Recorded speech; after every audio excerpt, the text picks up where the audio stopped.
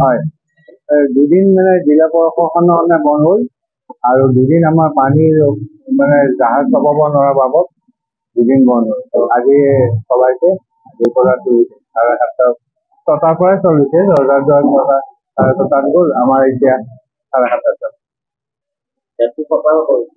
ৰাতিটো আহি আছে, ৰাতি আহিছে এতিয়া যিখিনিয়ে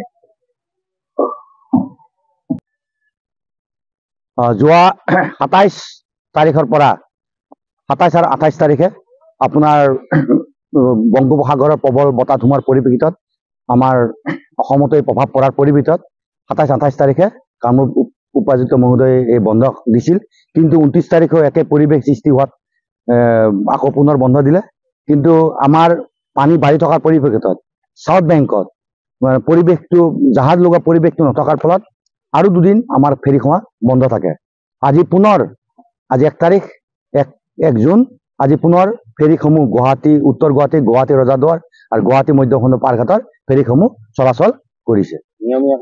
নিয়মীয়াকৈ চলিব, এতিয়া নিয়মীয়াকৈ চলিব, ইয়াত কোনো হেৰি নাই। গতিকে পানী যথেষ্টও বাঢ়িছে, গতিকে নিয়মীয়াকৈ ফেৰীসমূহ চলাচল কৰিব।